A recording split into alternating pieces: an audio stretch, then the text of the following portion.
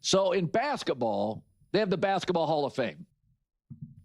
You could be a Harlem Globetrotter and make a Basketball Hall of Fame. Football's different. There's the Pro Football Hall of Fame, and then there's the College Football Hall of Fame. But I was thinking this morning that if you combined it like basketball, and it was just, there was a Football Hall of Fame, you could count college and pro, I would make an argument today the greatest coach in the history of football is not Bill Belichick or Bill Walsh or Vince Lombardi. It's Jim Harbaugh, the greatest coach ever. Think about this. He's never failed. He's 5 for 5. At San Diego, Stanford, San Francisco 49ers, Michigan, and the Chargers. He's never failed.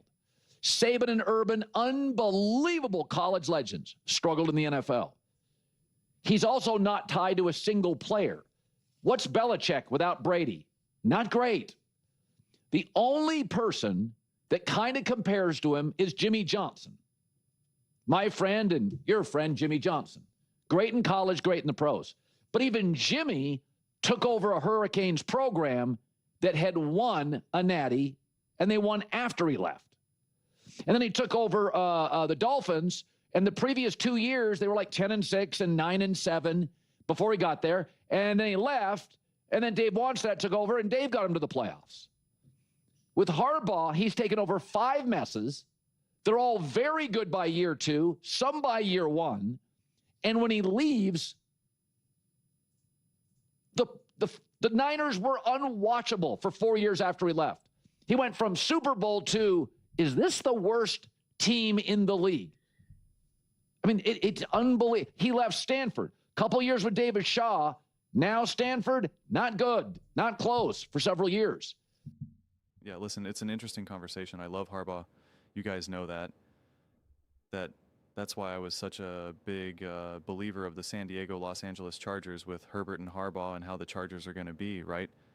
And I got pushed back because it was like, oh, Chargers are going to Charger. I hear this every year, blah, blah. I'm like, well, in the previous years, they didn't have Harbaugh.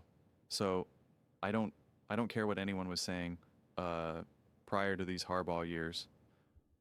I don't know if you can say that he's the greatest coach of all time, which is what Colin is trying to argue right now. Because there's all different types of coaches, and and coaches all have different skill sets. And I think you could make the argument that Harbaugh is one of the most versatile coaches in terms of he can coach in many different settings and succeed, and he's one of the more resilient coaches. So he doesn't need the best quarterback or roster or whatever it may be. He could be at the college level. He could be with a great GM, a bad GM, an athletic director, right? Like it's like, and I think that's an awesome argument to make. But like, I don't know. Could Harbaugh maximize Patrick Mahomes in the way that Andy Reid has been able to maximize him? Can Harbaugh elevate? We saw them both with Alex Smith, actually, and Andy Reid did better with Alex Smith than Harbaugh did with Alex Smith. Bill Belichick, I know he's getting a lot of heat right now over his years, and Andy Reid probably is not the type of head coach who could win with an Alex Smith or maximize that. But if you gave him a Patrick Mahomes, if you give him a Tom Brady, if you give him a great quarterback, he will probably win and maximize that level of quarterback better than other coaches. So again, there's all differences between elevating quarterbacks, elevating average talent to great talent, maximizing elite talent. Phil Jackson, as he brought up basketball, is an unbelievable coach, obviously. Unbelievable. His skill set is maximizing an elite roster, not elevating and developing a pretty good roster. It's maximizing greatness. And not everyone's like that. It's not that easy, because you could have other great coaches, give them Michael Jordan, LeBron James, and they still will kind of struggle because their skill set is not at maximizing greatness. It's not just you're a coach and therefore you're a coach and so you just do it all. Like it's just not how it works. There's just different skill sets here. And I think what Harbaugh does also beautifully is, obviously he's a culture builder, and I think he's a great executive at running teams, and he's brilliant at delegating and hiring people something that Bill Bitch was not necessarily. So it's all kind of different here.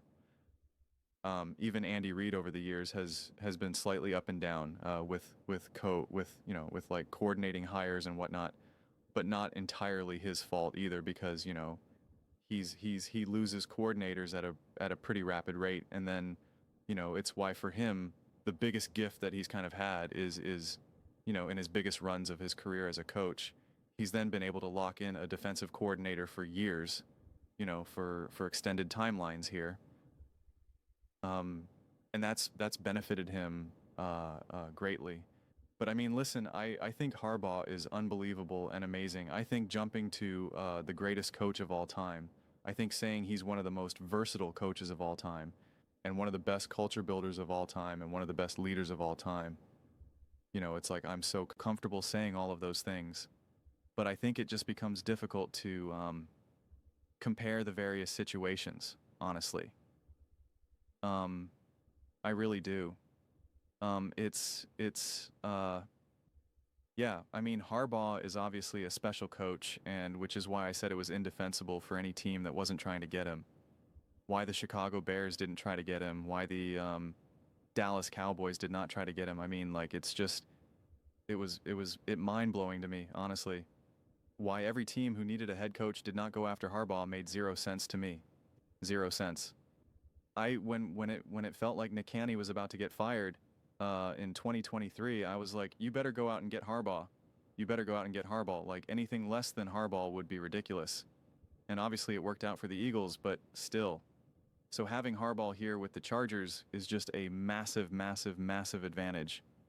And pretty much, any other division, he would be considered the best coach. But of course, you got Andy.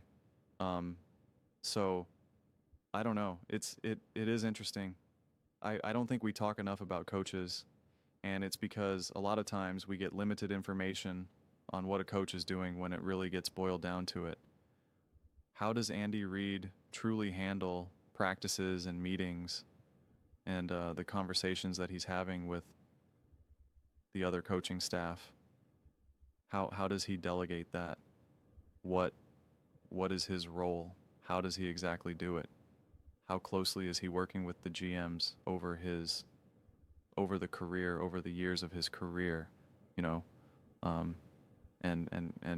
making the final decisions, right? Like, we just don't really always 100% have that information. So it's a lot harder for us to discuss coaches, and we're rather just like, oh, well, he's calling the plays. And it's obviously easier to look at the players because we're like, we can see him throw the ball. He can see him catch the ball. But it becomes a lot trickier with coaching because you just don't know. So it's Colin blames Mike Tomlin for not being able to get the offensive line right for the Pittsburgh Steelers, but credits and praises Andy Reid for constantly being able to fix O-line issues. And one's an offensive coach, one's a defensive coach. But then it's interesting because, like, shouldn't Mike Tomlin then just hire the offensive guy to get that O-line right? Like, and is that then 100% his fault? Like, it's just, I don't know. It's always an interesting conversation, honestly, when trying to figure that all out. But Harbaugh, of course, deserves all the credit in the world right now. And the Chargers are just completely different from what they've been in the past. Yeah, it's going to be interesting to see. I think they got to continue to win some games and, win a Super Bowl or two before we start saying that Harbaugh is, better than Bill Bitch and just one of, just the GOAT coach, right? Like, better than Andy Reid. It was weird that he didn't even bring up Andy Reid here. I don't know why, because he said repeatedly that he thinks that Andy Reid is better than Bill Bitch, so I don't know.